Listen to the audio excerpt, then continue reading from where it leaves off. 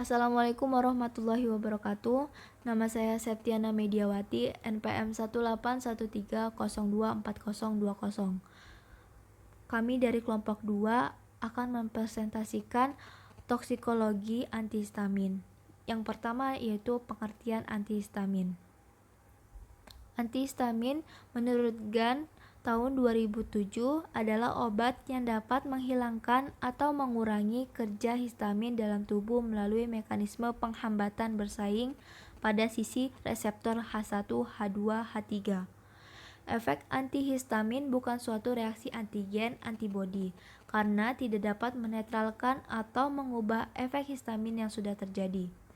Antihistamin pada umumnya tidak dapat mencegah produksi histamin. Antihistamin bekerja terutama dengan menghambat secara bersaing interaksi histamin dengan reseptor khas.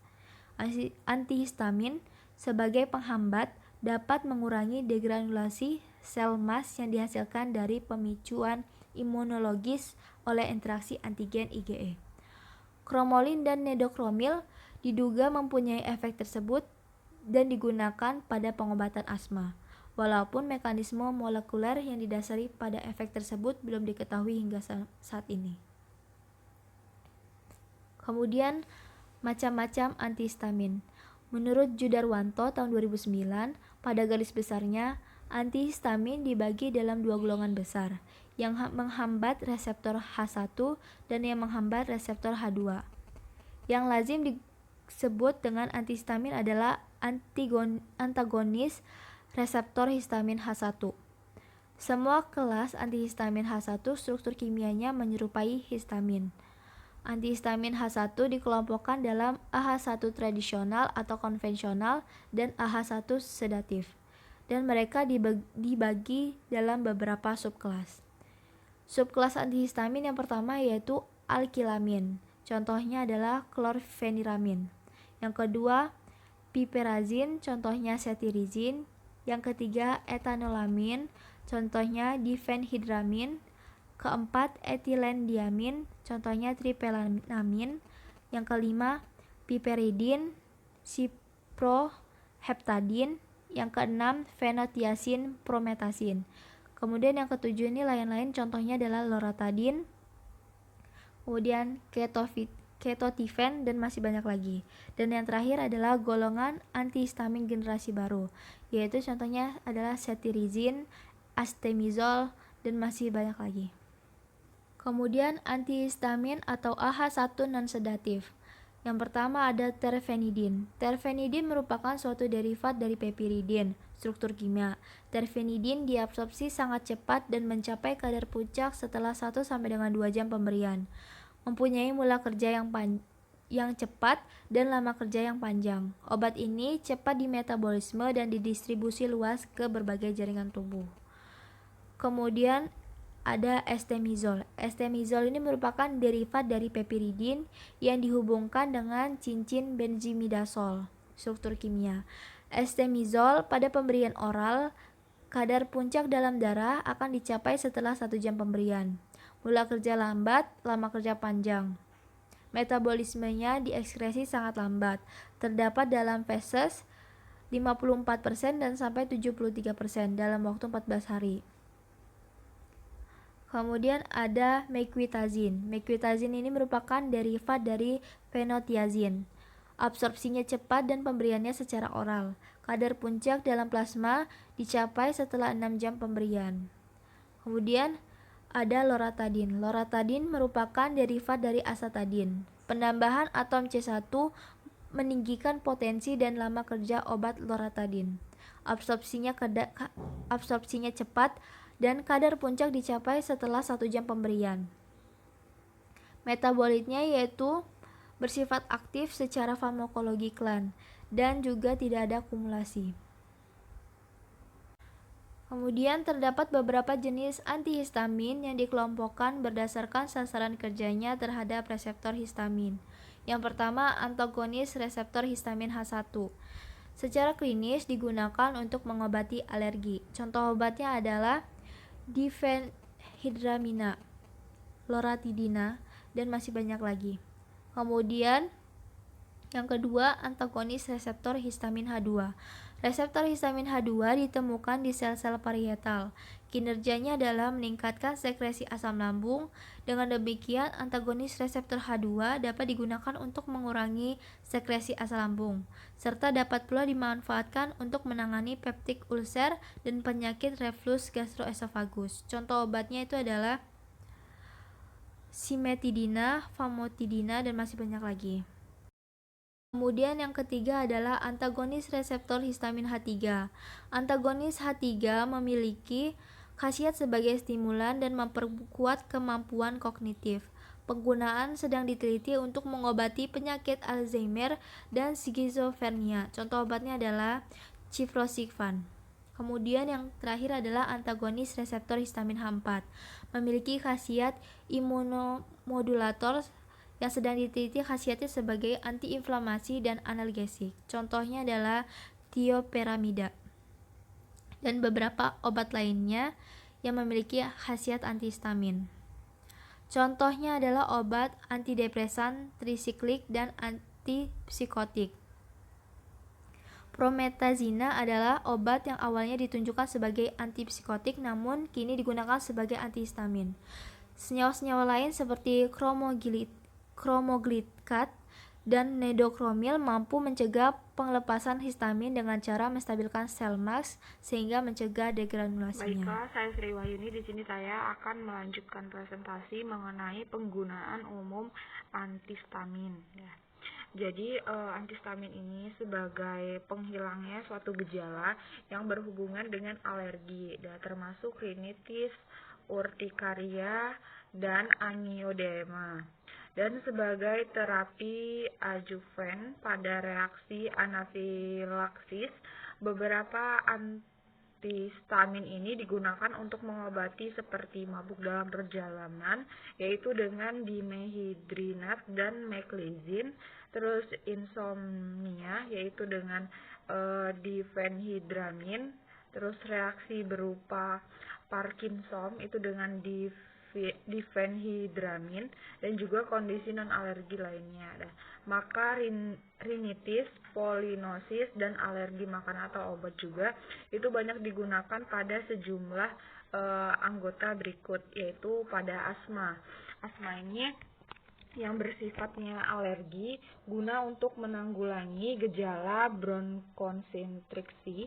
Walaupun kerjanya itu baik, namun efek keseluruhannya hanya rendah berhubungan tidak berdaya terhadap mediator lain atau disebut juga leukotriene yang juga mengakibatkan penciutan di bronki. Jadi ada indikasi bahwa penggunaan dalam bentuk sedimen inhalasi ini menghasilkan efek yang lebih baik. Obat-obat ketotifen dan juga oxatomida ini berkhasiat dalam mencegah degranulasi dari mast sel dan efektif untuk mencegah serangan. Yang kedua yaitu ada sengatan serangga, khususnya seperti tawon dan lebah. Dia itu mengandung histamin dan juga suatu enzimnya itu mengakibatkan pembebasannya dari mast sel. Jadi untuk mendapatkan hasil yang memuaskan, obat perlu diberikan segera dan sebaiknya melalui injeksi adrenalin atau hidrokortison.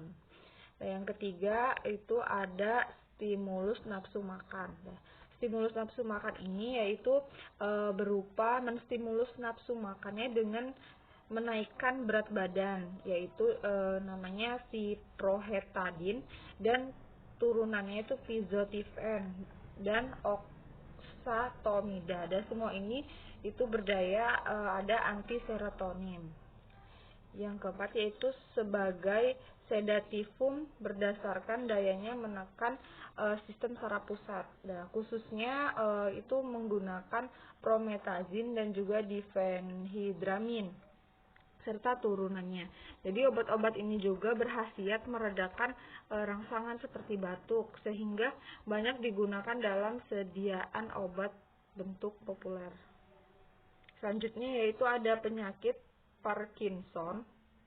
Jadi berdasarkan daya anticholinergisnya itu khususnya itu diphenhydramin dan juga ada turunan 4-metil yaitu berupa orfenadrin yang juga berkhasiat spasmolitis. Nah, selanjutnya itu ada mabuk dalam perjalanan atau pusing, disebut juga vertigo. Jadi ini berdasarkan antiemestisnya, yaitu juga berkaitan dengan khasiat antikolinergis, terutama itu berupa dengan siklizin, meklizin, dan juga dimehidrinat sebagai sinarizin, terutama digunakan pada vertigo.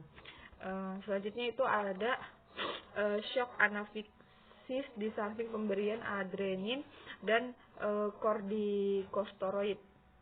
Nah, selain itu juga antihistaminika ini banyak digunakan dalam sediaan kombinasi untuk selesma dan juga flu. Selanjutnya yaitu ada mekanisme kerja antihistamin. Nah, jadi antihistamin ini awal pada mekanismenya itu pengobatan seperti alergik yang disebut sebagai blokade reseptor H1 terhadap histamin. Nah, akhir ini dibuktikan bahwa antihistamin ini mempunyai khasiat antiinflamasi. Dan mekanisme antihistamin ini dapat menghambat radangnya melalui penekanan ekspresi molekul adesi, menghambat migrasi sel radang yang telah terbukti.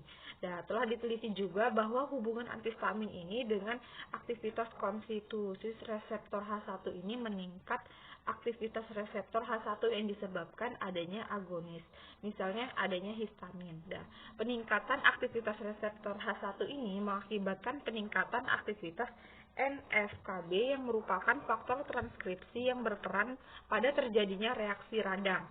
Sedangkan antagonis H1 ini tidak dapat mempengaruhi aktivitas reseptor H1. Dan akhir-akhir ini juga beberapa dapat mempengaruhi aktivitas reseptor H1. Dan hal tersebut antagonis H1 ini mempunyai khasiat sebagai inverse agonist, yaitu sebagai penghambat aktivasi reseptor H1 yang mengakibatkan penghambatan aktivitas NF-kB, sehingga NKHB ini tidak dapat bertumbuh. Dan disimpulkan juga bahwa radang juga itu dihambat oleh antihistamin. Nah, pada pengobatan penyakit alergik diharapkan antihistamin ini juga mempunyai khasiat sebagai antiinflamasi, dapat mengurangi pemakaian kortikosteroid yang sering menimbulkan efek samping yang tidak diinginkan. Oke, saya Tommy Fadlanul Hamdani, NPM 1713024012, akan melanjutkan presentasi dari rekan saya sebelumnya. Nah, pertama mengenai pengertian apa itu farmakokinetik. Nah, farmakokinetik itu dapat didefinisikan sebagai setiap proses yang dilakukan tubuh terhadap obat, yaitu mulai dari absorpsi, distribusi, metabolisme, dan ekskresi. Dalam arti sempit, farmakokinetika khususnya mempelajari tentang perubahan-perubahan konsentrasi dari obat dan metabolitnya di dalam darah dan jaringan sebagai fungsi dari obat itu. Nah, selanjutnya di sini akan saya jelaskan mengenai farmakokinetik dari antihistamin. Setelah pemberian oral atau parenteral antihistamin 1 diabsorpsi secara baik, efeknya itu akan timbul 15-30 menit setelah pemberian oral dan maksimal setelah 1-2 jam. Nah, kemudian lama kerjanya dari antihistamin 1 itu setelah pemberian dosis tunggal kira-kira 4-6 jam. Nah, untuk golongan chlorcyclizine itu 8-12 jam. Diphenhydramine yang diberikan secara oral akan mencapai kadar maksimal dalam darah setelah kira-kira 2 jam dan menetap pada kadar tersebut untuk 2 jam berikutnya. Nah, kemudian dieliminasi dengan masa paruh kira-kira 4 jam. Nah, di sini terdapat sebuah penjelasan lanjut, yaitu kadar tertinggi itu terdapat pada paru-paru, sedangkan pada limpa, ginjal, otak, otot, dan kulit itu kadarnya lebih rendah. Nah, tempat utama biotransformasi antihistamin 1 ialah di hati, tetapi dapat juga pada paru-paru dan ginjal. Itu tentang farmakokinetik antihistamin. Nah, selanjutnya kita akan mempelajari mengenai obat-obat antihistamin. Nah, secara umum itu ada 4 tipe histamin, yaitu ada H1, H2, H3, dan H4. Nah, yang pertama adalah antagonis reseptor histamin 1. Jadi dia yang menghambat reseptor histamin untuk memproduksi histamin. Jadi nanti dia bisa obat ini bisa meredakan alergi yang diderita oleh tubuh kita karena dia menekan produksi histamin dalam tubuh. Nah, yang pertama ada difenhidramine. Nah,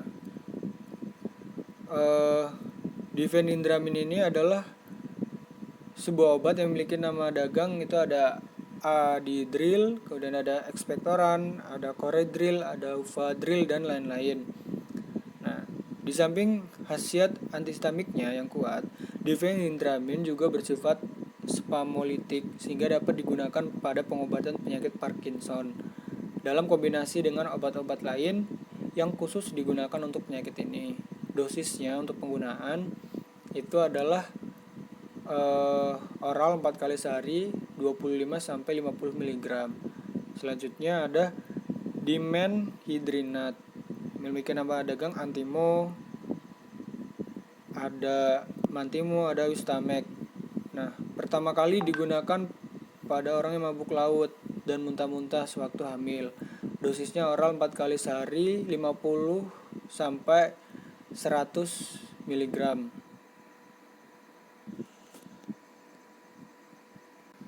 Nah, selanjutnya ada triplenamin.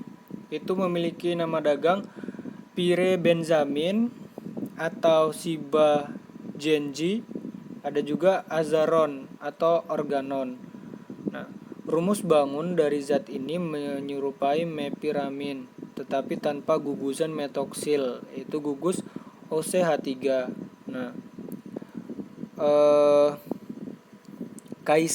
khasiat dari obat ini yaitu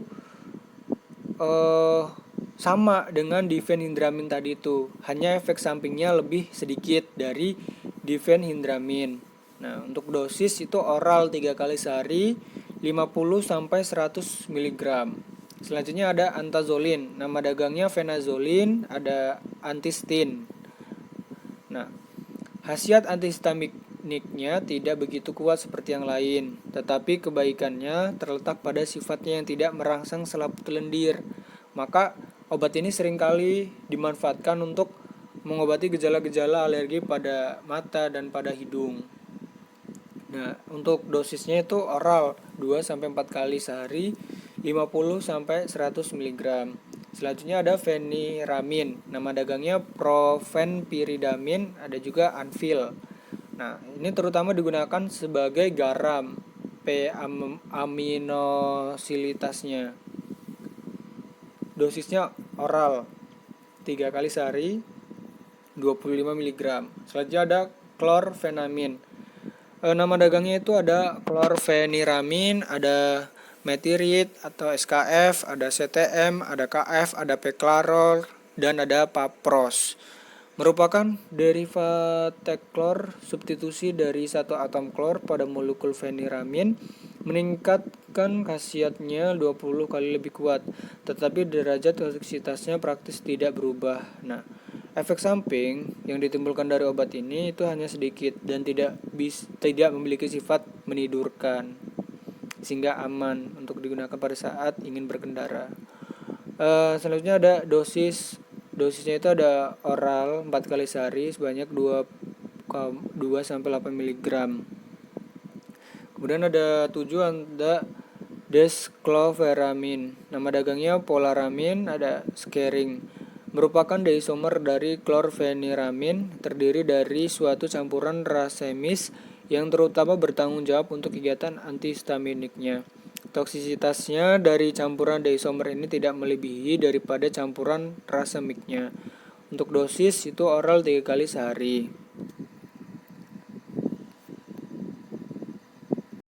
Nah, selanjutnya antagonis reseptor histamin H2. Reseptor histamin H2 itu ditemukan di sel-sel parietal. Nah, kerjanya adalah meningkatkan sekresi asam lambung. Dengan demikian, antagonis reseptor H2 dapat digunakan untuk mengurangi sekresi asam lambung, serta dapat pula dimanfaatkan untuk menangani peptik ulcer atau penyakit reflux gastroesofagus. Contoh obatnya itu ada simentidina, ada famotidina, ada ranitidina, ada nizatidina, ada rosatidina, dan ada lafutidina. Nah, selanjutnya ada antagonis reseptor histamin H3. Antagonis H3 itu memiliki khasiat sebagai stimulan dan memperkuat kemampuan kognitif.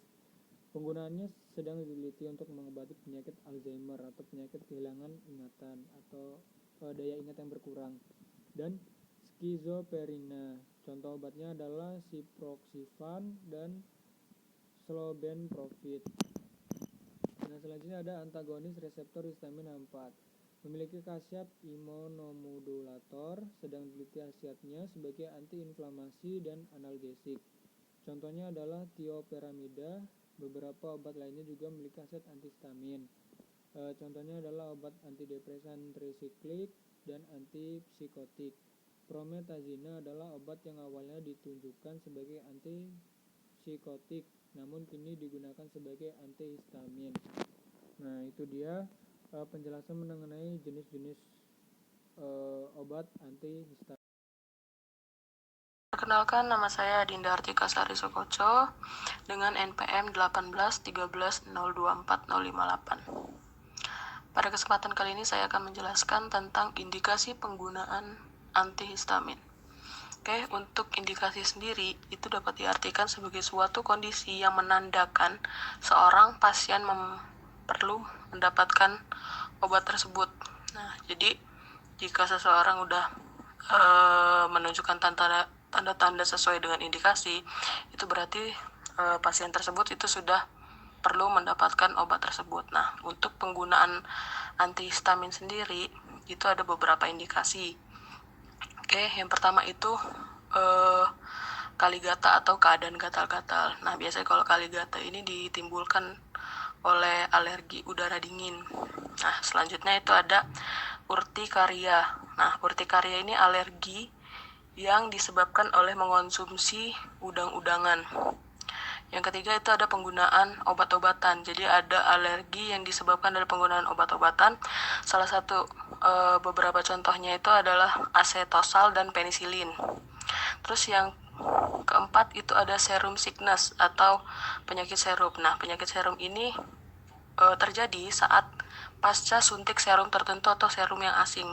Jadi setelah suntik serum ke dalam tubuh itu biasanya ada beberapa yang menimbulkan alergi. Nah, ini tuh disebut serum sickness. Selanjutnya ada mual dan muntah-muntah pada mabuk perjalanan.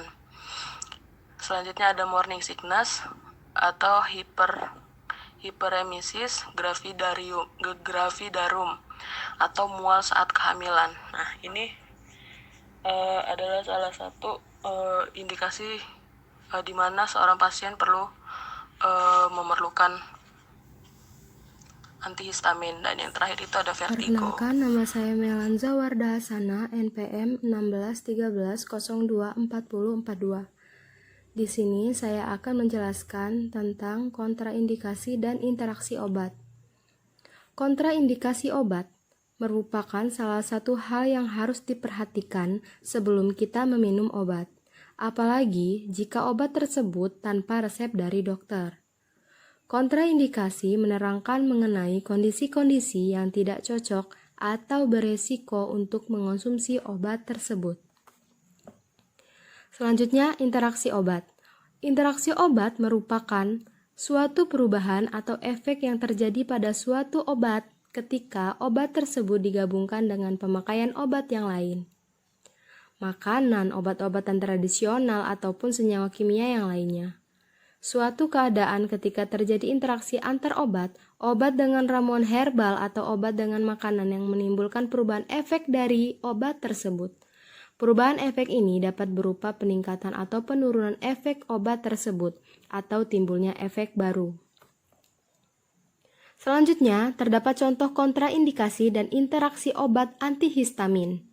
Yang pertama, yaitu dermatitis kontak alergi dapat terjadi pada pemakaian antihistamin H-1 secara topikal golongan etilen diamin pada penderita yang telah mendapat obat lain yang mempunyai struktur yang mirip, yaitu aminopilin. Selanjutnya ada efek sedasi akan meningkatkan bila antihistamin H1 diberikan bersama dengan obat antidepresan, obat anti-alkohol. Selanjutnya ada golongan penotiazin dapat menghambat efek vasopresor dari epinefrin. Selanjutnya ada efek antikolinergin dari antihistamin akan menjadi lebih berat dan lebih lama diberikan bersama obat inhibitor monoamin, yaitu ada procarbazin, furazolidon, isocarboxazid. Selanjutnya ada golongan piperazin. Pada binatang, percobaan dapat menimbulkan efek teratogenik.